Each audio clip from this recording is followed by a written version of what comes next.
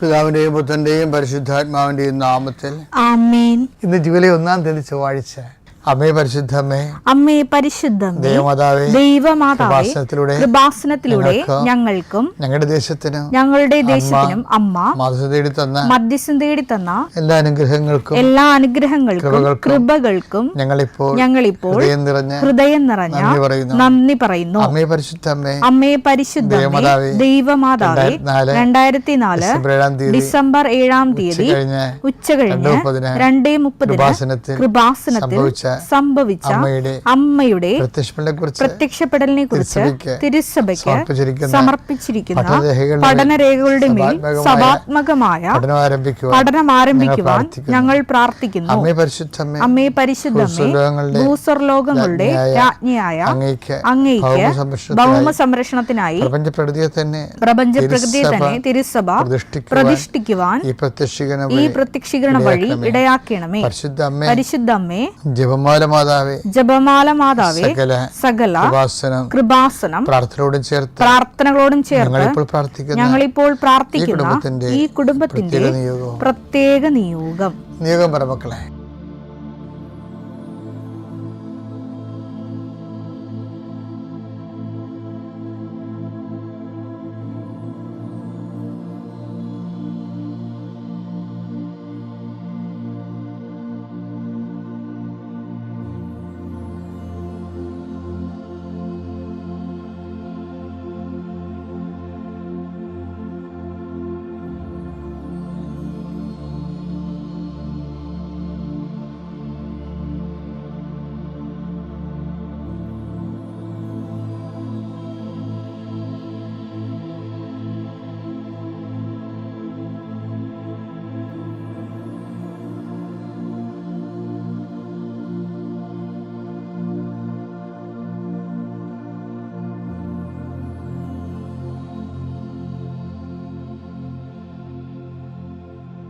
അമ്മയുടെ പ്രത്യക്ഷീകരണത്തിന്റെ ഈ അനുഗ്രഹവേളയിൽ ഞങ്ങൾക്ക് സാധിച്ചു തരുവാൻ കനിയണമേ.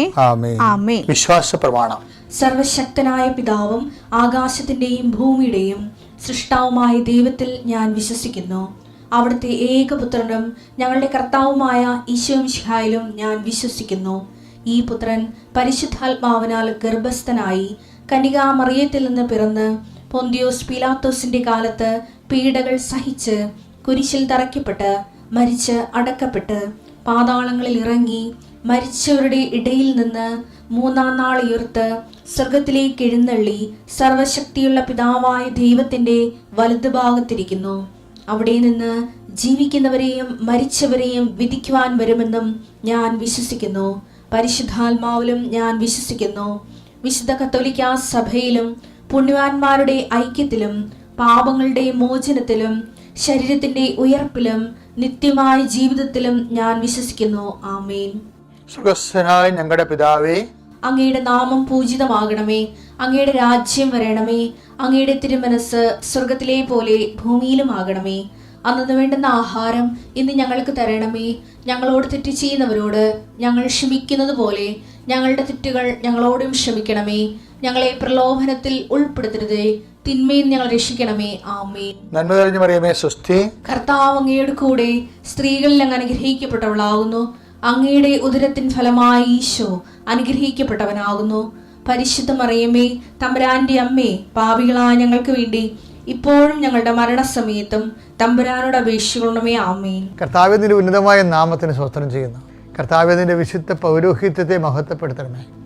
കർത്താവെ, സഭയിലുള്ള സാന്നിധ്യം പ്രകടമാക്കണം. 39 വർഷം ഞാൻ അർപ്പിച്ച കുർബാന, ആ കുർബാനയെ കർത്താവെ ആൾത്താറയിൽ നടന്ന 10,000-കണക്കിന് ആരാധന ശക്തിയാൽ കൃപാസനത്ത് നിന്ന് കർത്താവ് നടത്തിയിട്ട് ജപമാലയായി പങ്കെടുത്ത് പ്രാർത്ഥിച്ചിട്ടുള്ള ലക്ഷക്കണക്കിന് മനുഷ്യരുടെ ജപമാല ശക്തിയാൽ ഞാൻ ഈ മക്കളെ ആശീർവദിക്കുന്നു. കർത്താവെ, ഈ ആശീർവാദ ശക്തിയാൽ നിങ്ങൾ ഇന്നുവരെ ബന്ധിച്ചിട്ടിരിക്കുന്ന രോഗമാകാം, ശാപമാകാം, പലതരത്തിലുള്ള ഉപദ്രവങ്ങളാകാം, യേശുക്രിസ്തു നാമത്തിൽ ഞാൻ ബന്ധിക്കുന്നു.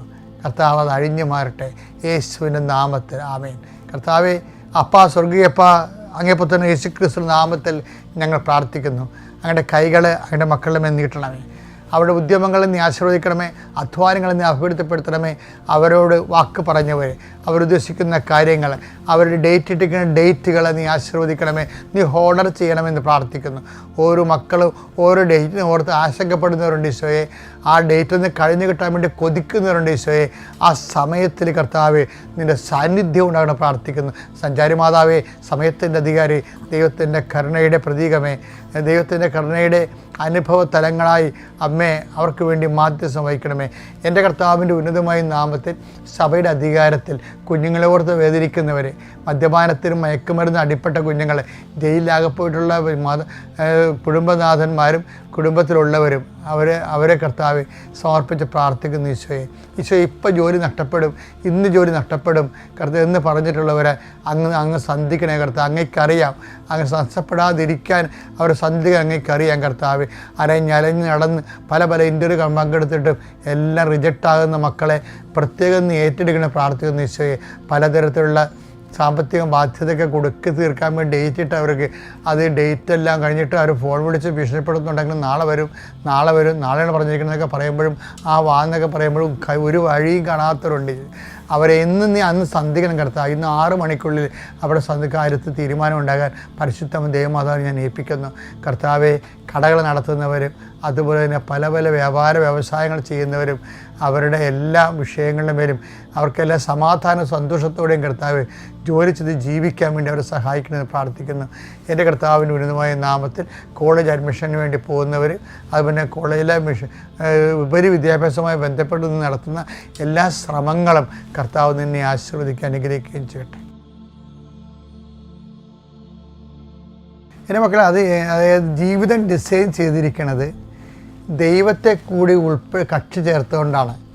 നമ്മൾ ബുദ്ധിയും ബോധവുമില്ലാതെ ദൈവത്തെ പുറന്തള്ളിക്കൊണ്ട് നമ്മുടെ ബുദ്ധി, നമ്മുടെ ആലോചന, നമ്മുടെ ശക്തി, നമ്മുടെ അനുഭവ പാരമ്പര്യം എന്നൊക്കെ പറഞ്ഞാൽ അതിനെ നമ്മൾ ബൈബിളിൽ ഗർവെന്നാണ് പറയണത്. ഈ ഗർവ് കാരണമാണ് പലപ്പോഴും നമ്മൾ പണി മേടിക്കുന്നത്. അപ്പം അതുകൊണ്ട് ഗർവില്ലാതെ ജീവിക്കാൻ ദൈവത്തെ കക്ഷി ചേർത്ത് മുന്നോട്ട് പോകാൻ വേണ്ടിയുള്ള വചനങ്ങൾ കേൾക്കാം. യോഹന്നാൻ 15:5 എന്നെ കൂടാതെ നിങ്ങൾക്ക് ഒന്നും ചെയ്യാൻ കഴിയുകയില്ല. ഒരു നിത്യത എന്ന വിഷയം നമ്മുടെ ജീവിതത്തിൻ്റെ അൾട്ടിമേറ്റ് എയിമാണ്, ആത്യന്തിക ലക്ഷ്യമാണെങ്കിൽ അത് ക്രിസ്തുവിനെ കൂടാതെ ചെയ്യാൻ പറ്റത്തില്ല.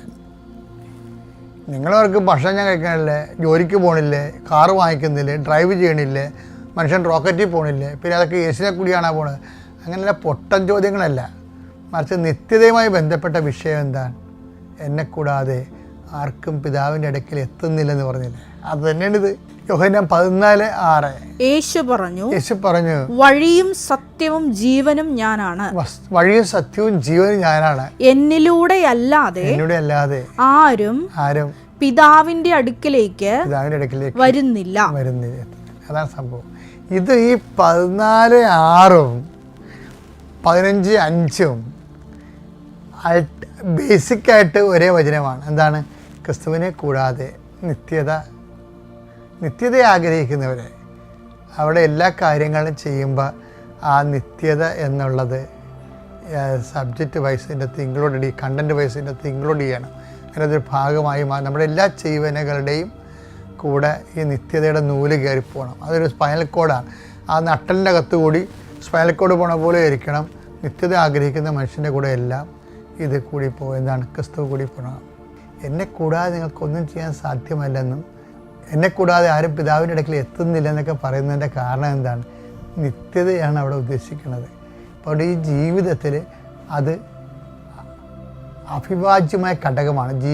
നിത്യതയെ പരാമർശിക്കാതെ അധികരിക്കാതെ നമുക്ക് ജീവിക്കാൻ പറ്റത്തില്ല. അതാണ് അതിൻ്റെ ഉദ്ദേശം. അത്യപൂർവ ദൈവാനുഭവങ്ങൾ ഇനി നിങ്ങൾക്കും സ്വന്തം. ഈ യൂട്യൂബ് ചാനൽ ഇതുവരെ സബ്സ്ക്രൈബ് ചെയ്തിട്ടില്ലെങ്കിൽ ഇപ്പോൾ തന്നെ സബ്സ്ക്രൈബ് ചെയ്യുക.